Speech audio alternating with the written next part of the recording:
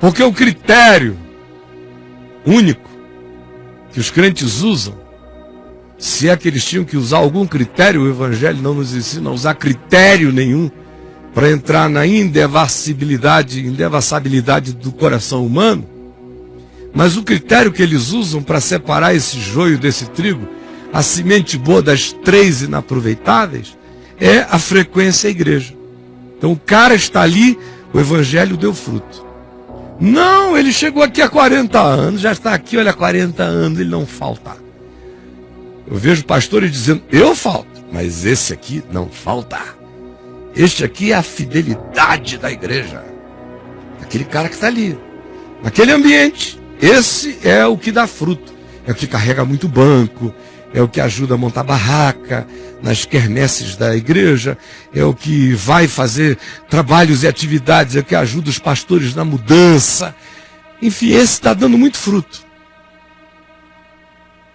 Ainda que o Evangelho mesmo não tenha entrado no coração dele. Ainda que o coração seja endurecido. Ainda que ele não perdoe. Ele tem um monte de gente que ele não perdoa. Ainda que ele seja amargurado. Ainda que ele seja um cobiçoso de torpe ganância, mas se ele fizer isso em nome de Deus, da teologia da prosperidade, a ganância e a avareza estão ungidos, portanto, faça aqui, ganhe dinheiro aqui, deixe a grana aqui. Tudo é interpretado nessa perspectiva do estar ou não estar presente num lugar, quando na realidade o reino de Deus está dentro de nós. Quando na realidade a única maneira de avaliar isso não tem nada a ver com outra coisa, a não ser com o único fruto que Jesus reconhece. Você pensa que Jesus tem qualquer outro fruto que ele reconheça, que ele chame de fruto de vida, que não seja o fruto do Espírito? Amor, alegria, paz, bondade, longanimidade, fidelidade, mansidão, domínio próprio? Você acha que ele tem? Qual é o outro fruto que Deus leva a sério? Tem gente que diz, é pregar, e tem gente que levanta a mão. Então você tem muitos galardões e coroas, porque pessoas levantaram a mão. Ela levanta a mão para qualquer coisa, levanta a mão para qualquer camelô, levantam só porque se lhes diga, vem aqui que você será abençoado, mas não querem necessariamente nada com o Evangelho, não. Nada. Aí a religião fica inventando fruto de ativismo, de frequência, de dízimo, de presença, disso tudo para o indivíduo não ter que se enxergar. Que é para ele poder continuar com o Evangelho longe do cerne da vida, mas presente no lugar.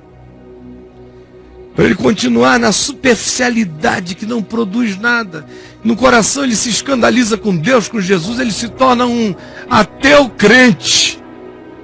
Ele não crê mais em nada, ele perdeu a alegria, mas ele mantém aquela presença.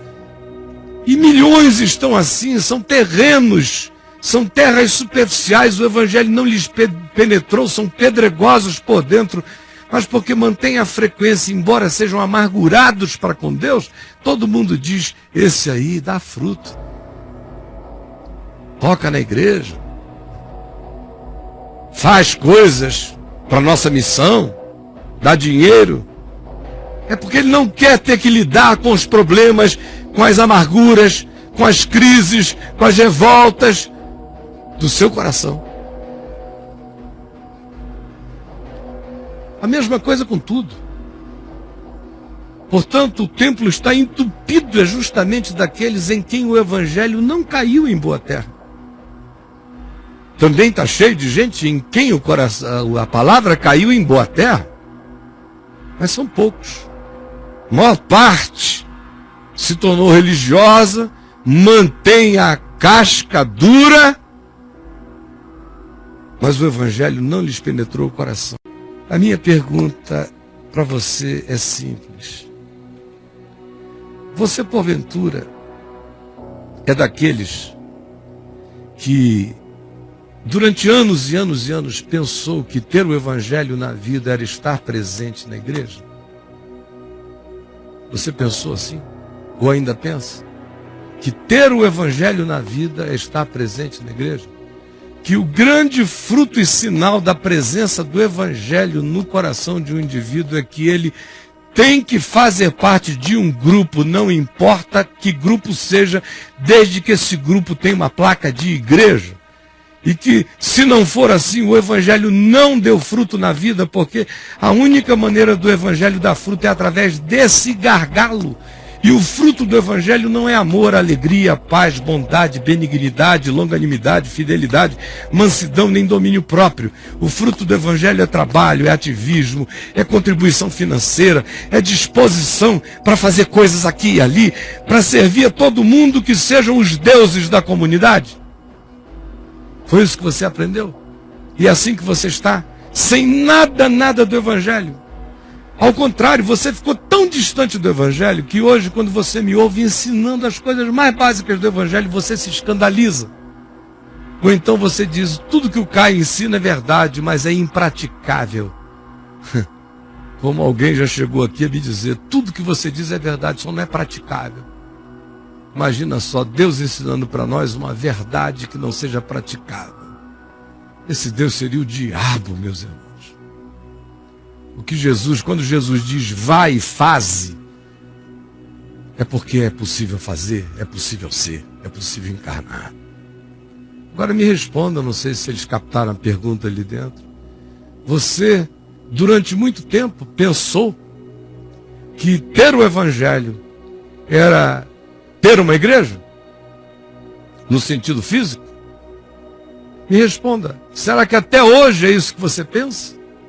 A maioria, me parece, ainda pensar assim. E com isso eu não estou dizendo que quem tem o Evangelho foge de ajuntamentos humanos. Ao contrário, quem tem o Evangelho quer gente, quer pessoas, quer comunicar, quer se relacionar, quer se integrar, não só com um grupo de afins e idênticos, mas não foge da sua inserção na vida, na existência, no mundo, no todo da vida. Mas nós fomos ensinados diametralmente oposto.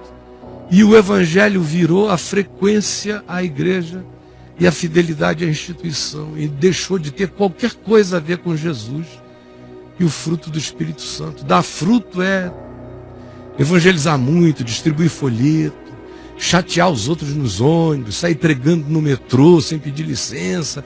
É ser esse chato, desgraçado, que ninguém quer por perto. Esse é o que dá muito fruto, é o que perturba todo mundo.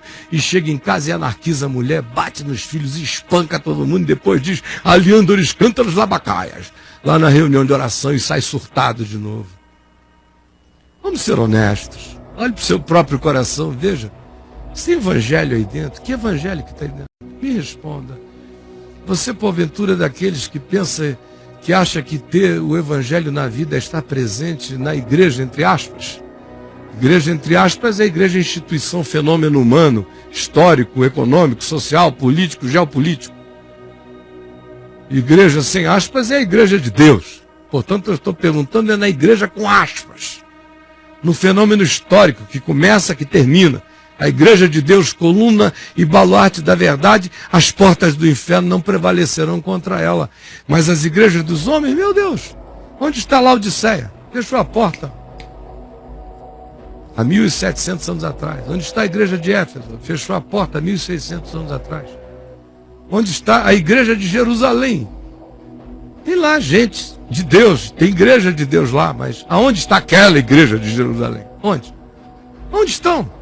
Igrejas, fenômenos humanos começam e terminam. A igreja de Deus, que é levada no peito por aqueles que amam o Evangelho, essa é indestrutível, é coluna e baluarte da verdade.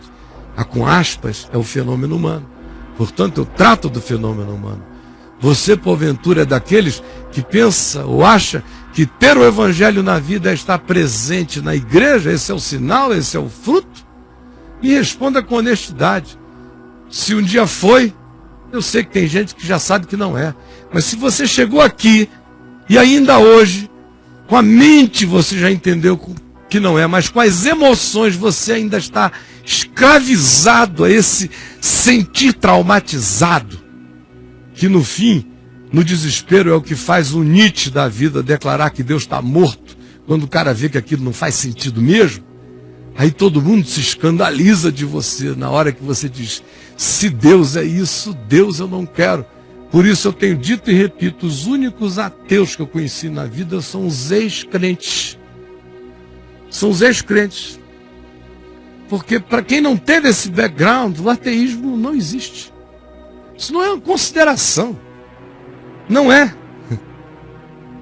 É a doutrinação religiosa que produz ateus. Sempre foi. E por que eles vão ficando ateus? A maioria vai ficando ateu de trauma, de ver a hipocrisia.